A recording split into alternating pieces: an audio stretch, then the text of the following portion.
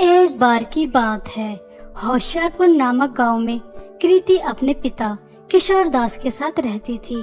कृति की मां कृति को जन्म देते ही इस दुनिया को छोड़कर जा चुकी थी। कृति की देखभाल के लिए किशोर दास ने कृति की मौसी भावना से दूसरा विवाह कर लिया, यह सोचकर कि कृति को कभी माँ की कमी महसूस नहीं होगी। भावना ने शुरू में तो कृति को बिल्कुल माँ जैसा ही प्यार दिया, उसे कभी किसी चीज की कमी महसूस नहीं होने दी।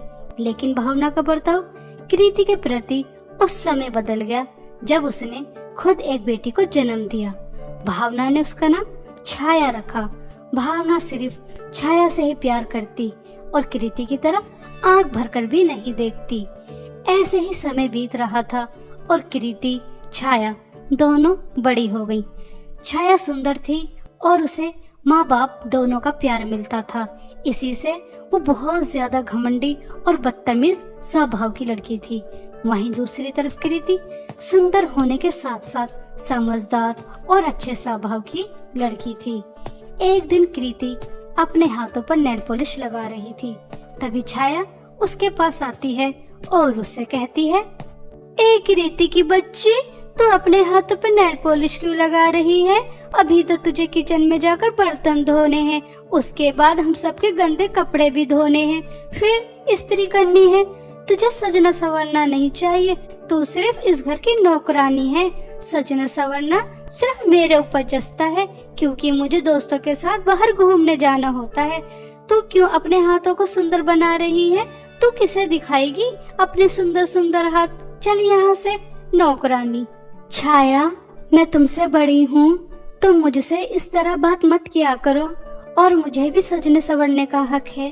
अगर मैं घर के काम करती हूँ तो क्या मैं अपने हाथों को सुंदर नहीं बना सकती, सज संवर नहीं सकती?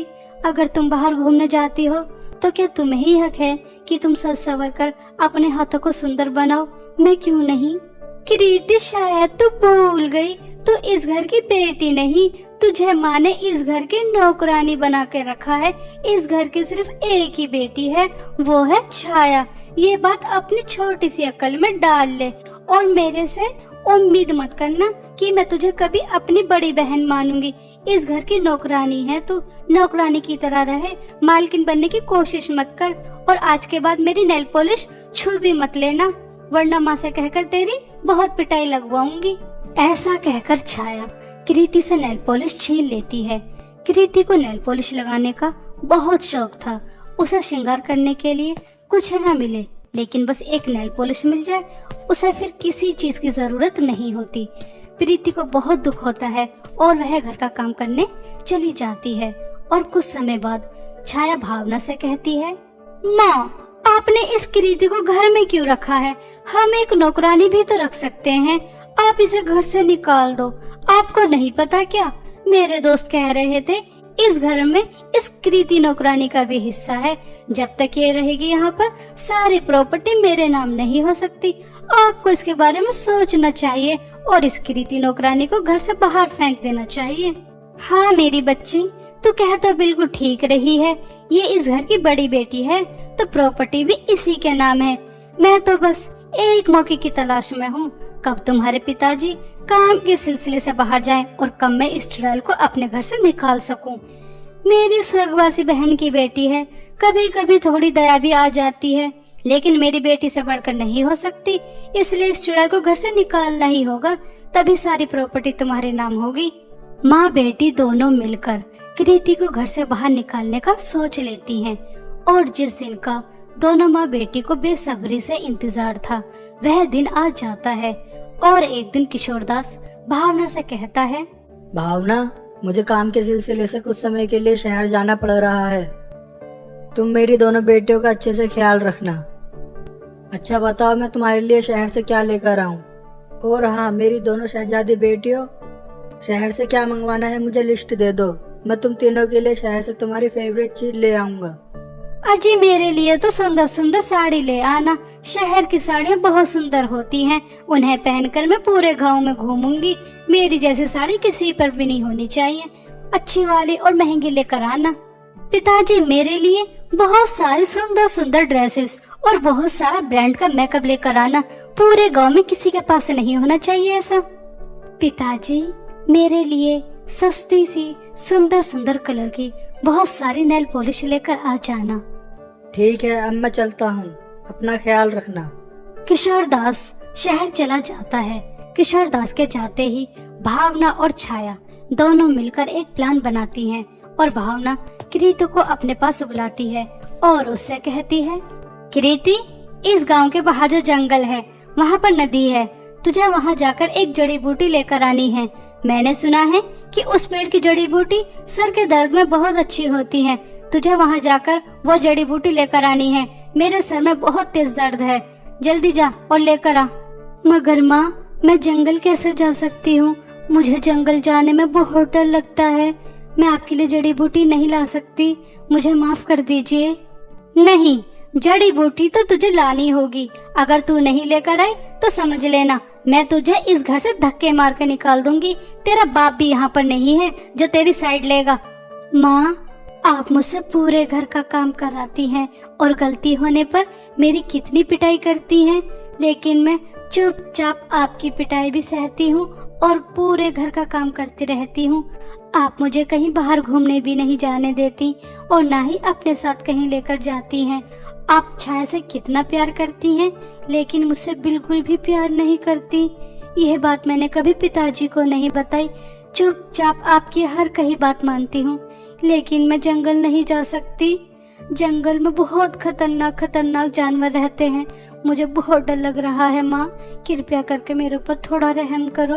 आप मेरे से जो कहेंगी मैं वो काम करने को तैयार हूँ, लेकिन मुझे जंगल मत भेजिए। लगता है कि कल वाली पिटाई भूल गई। मुझे कुछ नहीं पता। मुझे उस जंगल की जड़ी बूटी चाहिए तो चाहिए। जंगल में जाकर तू मर या जी, इससे मुझे कोई फर्क नहीं पड़ता। अब खड़ी खड़ी मेरा मुंह क्या देख रही है? मेरे सर में बहुत तेज दर्द है, जल्दी जा मेरे लिए जड़ी बूटी लेकर आ। कृति को अच्छी तरह पता था अगर उसने भावना को उस जंगल से जड़ी बूटी लाकर नहीं दी तो जैसा भावना कह रही है वैसा कर भी देगी। बेचारी कृति डरते डरते उस जंगल से जड़ी बूटी लेने चली जाती है। कृति इस बात से बेखबर थी कि कृति के पीछे छाया भी आ रही है, क्योंकि भावना और छाया ने पहले ही प्लान बना लिया था कि कृति को नदी में धक्का देना है और ये इल्जाम उन पर भी नहीं आएगा।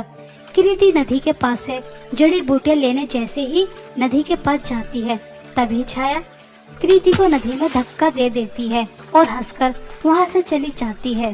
बेचारी कृति बहुत जोर जोर से चिल्ला रही होती है, यहाँ कोई है, मुझे बचा लो, मुझे तैरना नहीं आता, मैं नदी में गिर गई, मुझे बचा लो, मुझे नदी से निकालो वरना मैं यहाँ पर मर जाऊंगी, कृपया करके मुझे बचाओ बचाओ। ऐसा कहकर कृति चिल्ला रही थी और बेहोश होकर नदी के दूसरे किनारे पहुँच जाती है। जैसे ही कृति की आँख खुलती है तो कृति कहती है, अरे मैं यहाँ कैसे आ गई? मैं तो नदी में गिर गई थी, मुझे तो तैरना भी नहीं आता, फिर मैं जिंदा कैसे बच गई? कृति ऐसा सोच ही रही थी, तभी कृति को एक विशाल नेल पॉलिश दिखाई देती है। वह विशाल नेल पॉलिश बोलती है, कृति, मैं एक विशाल जादुई नेल पॉलिश हूँ और हाँ, मुझे पता है कि तुम्हारी सौतेली माँ और बहन तुम्हारे ऊपर बहुत अत्याचार करती हैं और छाया ने तुम्हें नदी में धक्का दिया था, तुम नदी में गिरी नहीं थी। तुम्हारी सौतेली माँ और बहन नहीं चाहती कि तुम उस घर में रहो, इसलिए तुम्हारे पिताजी के जाते ही तुम्हें मारने का प्लान बना लिया था। मैंने अपनी जादुई शक्तियों से तुम्हें बचाया है, लेकिन तुम चिंता मत करो, अब तुम इस विशाल जादुई नेल पॉलिश में से नेल पॉलिश लगा लो। कृति को नेल पॉलिश लगाने का पहले ही बहुत ज्यादा शौक था और वह विशाल जादुई नेल पॉलिश की बातें सुनकर और भी ज्यादा खुश होती है और उस विशाल जादुई नेल पॉलिश में से नेल पॉलिश लगा लेती है। कृति पहले से भी और ज्यादा सुंदर हो जाती है। कृति की ड्रेस सोने और हीरे से जुड़ जाती है। यह सब देखकर प्रीति बहुत ज्यादा खुश होती है और विशाल जादुई नेल पॉलिश को धन्यवाद भी कहती है। तभी विशाल जादुई नेल पॉलिश कृति से कहती है, कृति, अब तुम घर जा सकती हो, अब तुम्हारे ऊपर कोई अत्याचार नहीं करेगा, क्योंकि तुम्हारे अंदर इस जादुई विशाल नेल पॉलिश की मदद से बहुत ज्यादा शक्ति आ चुकी है। विशाल जादुई नेल पॉलिश की बातें सुनकर कृति घर चली जाती है और कृति को जिंदा देखकर भावना और छाया अचंभित रह जाती हैं कि इसे तो हमने मार दिया था, फिर ये कैसे जिंदा है, और उस नदी से तो कोई भी जिंदा वापस नहीं आता। उसके बाद उनकी नजर कृति की सुंदरता और सोने और हीरे की ड्रेस पर जाती है, जिसे देखकर दोनों और भी ज्यादा चौंक जाती हैं।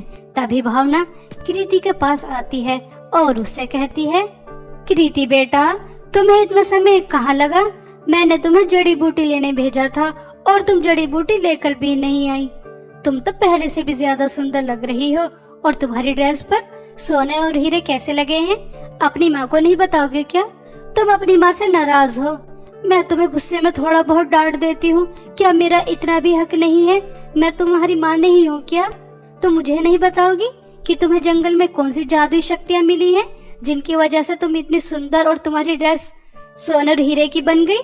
कृति भावना की बातों में आ जाती है और उसे जंगल में मिली विशाल जादुई नेल पॉलिश के बारे में सब सच बता देती है। कृति यह बात जानती थी कि भावना और छाया ने उसे मारने की कोशिश की, फिर भी कृति सब कुछ भूलकर अपने परिवार के साथ खुशी से रहना चाहती थी। इसलिए भावना को विशाल जादुई नेल पॉलिश के बारे में सब सच बता देती है। कृति की बातें सुनकर भावना छाया के पास जाती है और उससे कहती है, छाया, हम दोनों को भी उस विशाल जादुई नेल पॉलिश के पास जाना चाहिए। हम भी नदी में डूबने का ड्रामा करेंगे और वो विशाल जादुई नेल पॉलिश हमारी जान बचाकर हमें सोने और हीरे की ड्रेस दे देगी, और फिर हम बहुत अमीर हो जाएंगे, और वहाँ से आने के बाद हम इस कलमुही को मार देंगे। बेवकूफ, मेरी बातों में आकर मुझे सारा सच बता दिया। ऐसा कहकर भावना और छाया उस जंगल में जाकर जिस नदी में छाया ने कृति को धक्का दिया था, दोनों माँ बेटी उसी नदी में छलांग लगा देती हैं और डूबने का ड्रामा करती हैं। ड्रामा करते करते भावना और छाया हकीकत में डूब जाती हैं।